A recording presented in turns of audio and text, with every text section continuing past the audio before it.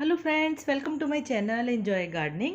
Friends, मैं नीति सक्सेना आज आपके सामने जेड प्लांट टोपियरी बनाने का तरीका बताऊंगी। जेड प्लांट लकी प्लांट होता है, बहुत ही इजीली ग्रो हो जाता है, इसकी ग्रोथ भी बहुत फास्ट होती है। इससे कई तरह की टोपियरी बनाई जा सकती है, बहुत ही प्रिटी लगते हैं। देखिए ये कितनी सुंदर टोपियरी है, मैंने पहले भी 2-3 टोपियरी बना के डाली हैं। तो चलिए ये वाली बनाना शुरू करते हैं जल्दी से। Umbrella shaped jade plant topiary बनाने के लिए हमें चाहिए ये जीआई वायर, और इसको हम काटेंगे लगभग 7-8 इंच के लंबाई में, और कम से कम 8 पीस आपको चाहिए। किसी भी हार्डवेयर की शॉप पे ये जीआई वायर आसानी से मिल जाता है। और ये अम्ब्रेला शेप जो मैं आपको बता रही हूँ टोपियरी, इसको जो जिस तरीके से मैं आपको बताऊंगी, इसके अलावा 1-2 और तरीके भी होते हैं जिनसे आपको इतना सब कुछ करने की ज़रूरत नहीं पड़ेगी। तो आप वीडियो को देखते रहिएगा, इसके केयर के बारे में भी आपको बताऊंगी। तो ये 8 पीसेस काट लिए मैंने लगभग 8-8 इंच के, और इसके बाद इन्हें इस तरह से देखिए ये ऐसे बनाऊंगी मैं। ये अम्ब्रेला शेप बन जाएगा। ये देखिए कुछ इस तरह का दिखेगा, तो बहुत ही अच्छा लगेगा। अभी हाल फिलहाल इन सबको एक साथ कर दीजिए इस तरह से, और एक जीआई वायर का छोटा सा टुकड़ा लेकर के और इन सबको एक साथ टाई कर दीजिए। कई बार क्या होता है, जब हम टोपियरी बनाते हैं उसके बाद थोड़े दिनों बाद जेड प्लांट के पत्ते वगैरह नीचे गिर जाते हैं, तो उसमें कोई परेशान होने की ज़रूरत नहीं है। कभी कभी ऐसा होता है प्लांट के साथ छेड़छाड़ करने में, कभी कभी पत्ते झड़ जाते हैं, थोड़े दिनों बाद फिर से वो ग्रो हो जाएंगे। अभी तो एक साथ बांध दिए, इसको बाद में हम फैला करके खोल देंगे। अब देखिए इसके लिए मैंने ये सॉइल मिक्सचर लिया है। इसमें मैंने 50% गार्डन सॉइल, 30% मैंने रिवर सैंड ली है, और 20% कंपोस्ट ली है, वर्मी कंपोस्ट। ये देखिए अम्ब्रेला जो है इसको मैंने अलग अलग कर दिया है, इसको मैं इस तरह से सेट करूँगी। इसके लिए बीच में हमें चाहिए ये डंडी जो अम्ब्रेला में होती है ना, इसको मैं इस तरह से लगाऊंगी। तो देखिए बन जाएगा ना अम्ब्रेला बिल्कुल। तो चलिए इसको सेट करते हैं। सबसे पहले हमें ये इस तरह की कुछ लंबी लंबी कटिंग्स चाहिए।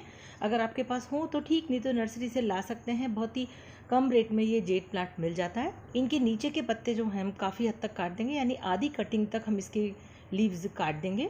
मेरे पास तो बहुत सारी कटिंग्स है, बहुत सारे जेड प्लांट है, तो मैंने सोचा कुछ एक नया भी एक्सपेरिमेंट किया जाए इनके साथ। अभी बरसात का मौसम है, इस समय इसकी ग्रोथ बहुत अच्छी होती है, तो मैंने सारी कटिंग्स तैयार कर ली है। अब जो पतली सी हमने लकड़ी की डंडी ली थी ना, इसको हम बीच में सेट कर देंगे इस तरह से दबा करके। आप इसकी जगह पाइप भी ले सकते हैं, कोई पतला सा रॉड भी ले सकते हैं। बस जब अम्ब्रेला बनाया था ना हमने, वो हम इसके ऊपर रखेंगे। इसको फिक्स करने के लिए एक और जीआई वायर का टुकड़ा ले लिया है मैंने, और उसी से मैं इसको चारों तरफ से बांध दूंगी, तो ये मजबूत हो जाएगा बिल्कुल। ये देखिए मैं कुछ इस तरह से इसको बांध रही हूँ। हो गया ना, देखिए ये देखिए बिल्कुल अच्छे से टाइट कर दिया है मैंने, ताकि बिल्कुल भी डिस्टर्ब ना हो। इसकी जो ताड़ियाँ थी ना, उनको मैंने सीधा कर दिया। अब जितनी भी कटिंग्स है ना, उन सब में आप पहले रूटिंग हार्मोन लगा लीजिए, ताकि आप इतनी मेहनत कर रहे हैं तो एक भी कटिंग बर्बाद नहीं होनी चाहिए, ख़राब नहीं होनी चाहिए। वैसे ये बिना रूटिंग हार्मोन के भी जेड प्लांट की कटिंग से ग्रो हो जाती हैं। रूटिंग हार्मोन अगर आपके पास नहीं है तो आप एलोवेरा जेल में इसको डुबो करके वो भी लगा सकते हैं, सिनेमन पाउडर भी लगा सकते हैं। ये रूटिंग हार्मोन लगाने से क्या होगा कि जैसा मैंने आपको बताया, एक भी कटिंग ख़राब नहीं होगी। 4-5 कटिंग लगाने के बाद आप क्या करेंगे कि इससे पहले कि ये डिस्टर्ब हो जाए, गिर जाए, ख़राब हो जाए, इसको मैं जूट की रस्सी से टाई कर रही हूँ। आप इसकी जगह पतला वाला तार भी काम में ले सकते हैं, ताकि कटिंग में बीच में कट ना लगे। अब ये जब कटिंग्स लगाई ना हमने, ये देखिए इधर से उधर जाएगी, ये इधर वाली उधर जाएगी, तो पूरे हिस्से को कवर कर लेगी। बांधने के लिए आप कोई और दूसरी रस्सी भी काम में ले सकते हैं, पर जूट की रस्सी बेस्ट होती है, मॉइस्चर को होल्ड करके रखती है, नमी बनी रहती है, और देखने में प्लांट के जो ट्रंक या ब्रांच होती है उससे मैच भी हो जाती है। तो ऐसा लगता नहीं कि हमने कुछ और इस पर लगाया है, तो मैचिंग लगेगी तो ज़्यादा अच्छा लगेगा। आखिर हम जेड प्लांट की टोपियरी बना रहे हैं ना, तो इसीलिए तो बनाते हैं, ताकि देखने में प्लांट अट्रैक्टिव लगे। थोड़ी सी तो कटिंग लगा चुकी हूँ मैंने, उसको फिर बांध दिया। अब थोड़ी सी बच रही है कटिंग, और लगा देते हैं। जगह जितनी है ना वो सारी फिल कर दीजिए। वो जो लकड़ी का टुकड़ा लगाया था ना, उसके चारों तरफ पूरी जगह भर दीजिए। अब ये देखिए जो एक्स्ट्रा जो बाहर निकला हुआ है ना, उसको हम ये जो जीआई वायर है उससे बांध देंगे। और मैं ग्रीन कलर का धागा काम में ले रही हूँ बांधने के, ताकि वो बिल्कुल भी अच्छे से दिखेगा नहीं अलग से, और मैचिंग हो जाएगा। एक्स्ट्रा जो लीव्स थोड़ी सी बच गई है उनको काट दिया मैंने, ताकि ये बिल्कुल अच्छा लगे, ऐसा लगे वाकई में जैसे अम्ब्रेला हो। जब इसकी फुल ग्रोथ हो जाएगी तो ये बहुत ही सुंदर लगेगा। और अभी सीज़न बहुत अच्छा है ना, तो तेज़ी से ये कटिंग्स ग्रो होंगी। देखिए ऐसे ऊपर की तरफ बढ़ती जाएंगी ना, तो आप इनको ऐसा फोल्ड कर दीजिए, और इनको जो है ताड़ियाँ हैं ना, इनसे बांधते जाइए। तो सारी कटिंग्स मैंने लगा ली है। अब फाइनली एक रस्सी से इन सारी कटिंग्स को हम बांध देंगे। इससे एक जो ट्रंक जैसा दिखाई देगा, ये नीचे का बेस ऐसा लगेगा बहुत ही मोटा ट्रंक नेचुरल तरीके से, जबकि हमने ढेर सारी कटिंग को बांध के इसको इसको बनाया है। अच्छे से सेट कर दीजिए, मिट्टी को दबा दीजिए, ऊपर तक बांध दीजिए बिल्कुल, तो शेप बहुत ही सुंदर लगेगा इससे। अब ये बारिश और हवा से डिस्टर्ब ना हो, इसके लिए यहाँ पर थोड़े से पेबल्स मैं रख दूंगी ताकि ये बिल्कुल सेंटर में स्ट्रेट रहेगा। बिल्कुल आपके पास जो भी पेबल्स हो वो अरेंज कर दीजिए, बीच बीच में ऐसे स्प्रे करते जाइए ताकि कटिंग्स को मॉइस्चर मिलता रहेगा और वो ड्राई नहीं होंगी। अपने अम्ब्रेला टोपियरी को देखते रहिए, थोड़े दिनों बाद जैसे जैसे इसमें ब्रांचेस निकलती जाएं उनको आप इस तरह से आगे की तरफ लाइए वायर की तरफ और उन्हें बांधते जाइए। देखिए एक जो है कटिंग थोड़ी लंबी थी तो मैं इसको फिर से बांध रही हूँ यहाँ से, ताकि ये अच्छे से सेट हो जाएगी।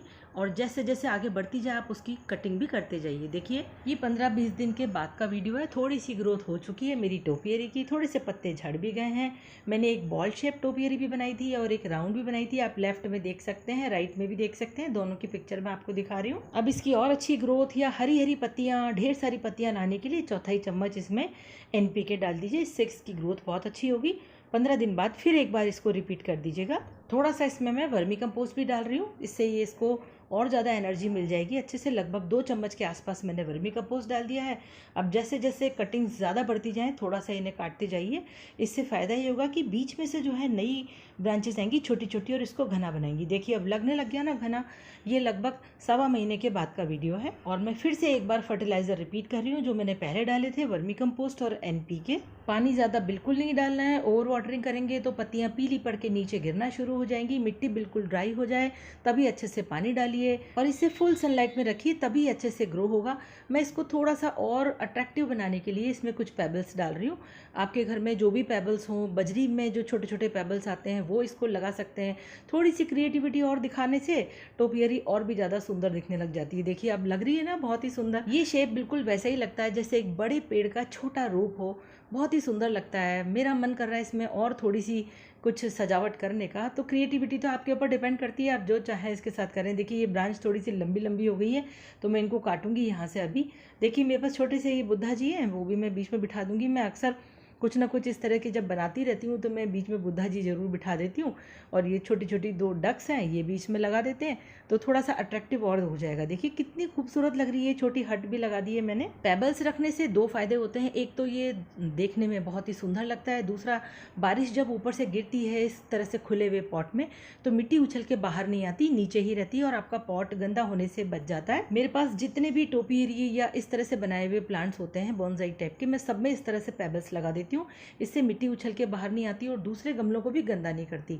कटिंग्स का आपको ध्यान रखना है, ट्रिमिंग वगैरह करते रहिए, एक्स्ट्रा पत्ते हैं एक्स्ट्रा ब्रांच को काट दीजिए ताकि इसका शेप मेंटेन रहेगा और इसकी छतरी नुमा जो शेप है ना वो बना रहेगा। आपके पास कुछ इस तरह की कटिंग अवेलेबल हो तो आप डंडी लगा के उसको डायरेक्ट ऐसे ही लगा सकते हैं, तो ये बनी बनाई टोपियरी आपकी तैयार हो जाएगी। और फिर इसकी ब्रांचेस जो हैं उसको साइड में बढ़ते रहने दीजिए और इसका शेप मेंटेन करते रहिए।